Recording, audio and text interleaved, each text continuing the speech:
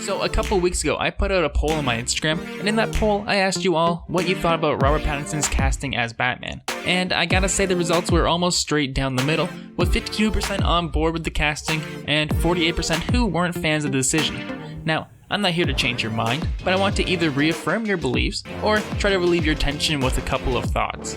First, let's walk through a few casting choices that the general audience hated when first announced, but are much more favorably looked upon now. Alright, so first up, it'll be Bruce Willis as John Mcclane in Die Hard.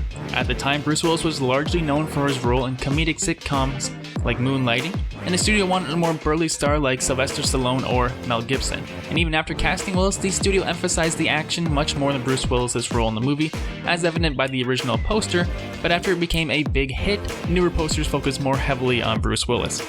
Second up will be Chris Evans as Captain America.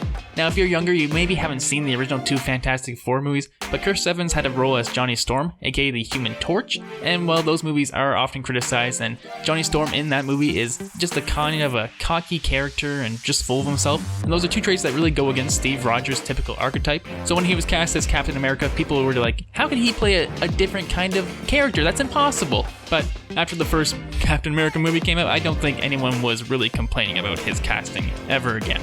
And third up, Anthony Perkins as Norman Bates. So apparently general audiences at the time didn't want Norman Bates to be played by a handsome actor, since Psycho was originally based on a novel, and the character in that novel was more pudgy and frumpy looking. People couldn't wrap their heads around Norman Bates looking like a handsome person, but Anthony Perkins nailed the role and even reprised it 3 more times afterwards in the direct sequels. And I think, funnily enough, Vince Vaughn probably looks the most like Norman Bates in the novel, and he's the worst person to take on the role so far.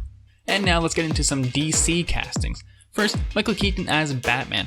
Much like Bruce Willis before him, people just couldn't imagine Michael Keaton in something that wasn't a comedy, because at the time he was mostly known for his role as Mr. Mom and Beetlejuice, and most people just didn't think he could take on a more brooding Batman role. But after Tim Burton's stylistic 1989 Batman film came out, most people weren't complaining anymore. Second example, and this one's more recent, Ben Affleck as Batman. Most of you'll remember the controversy, but people were pretty upset by this casting. I think it was for 2 reasons. Daredevil and Geely?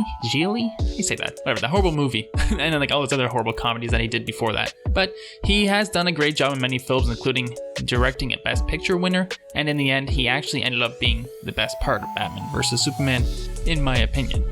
And finally, Heath Ledger as the Joker.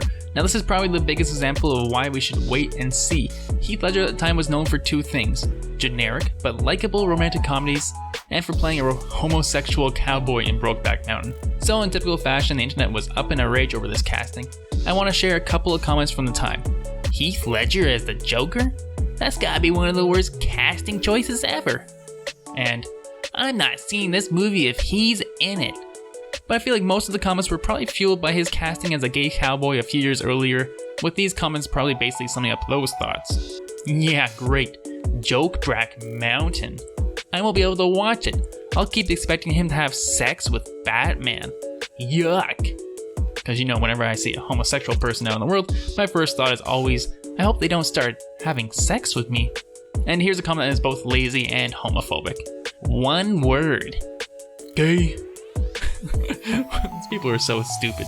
So I've linked an article in the description if you want to read more about the backlash of Heath Ledger's casting. So the point of all this is let's just give Robert Pattinson a chance. Sometimes the odd choice on the outside can be the most interesting. But I have been enjoying the sparkling Batman memes since he got cast. But remember, just because the Twilight movies are bad doesn't mean that he's a bad actor. I'm also going to suggest 2 movies to check out where Robert Pattinson does a pretty great job in each. First up, I'm going to suggest The Rover, and I'm also going to suggest to check out Good Time. Now, I haven't seen those movies in a while, but I do remember enjoying them when they came out, so go give them a chance and see what you think. So that's all I have for you guys today. Hope you liked the Harley Quinn speed art. It was actually a producer Patreon request from Anthony Stamps. At the producer level, you can request an illustration from me after each animation drops, so check that out in the link if you'd like to support the channel. And thank you to Anthony Stamps and for all of you for watching. Peace out, and I'll see you all on the flippity floop. Flippity floop. Floop.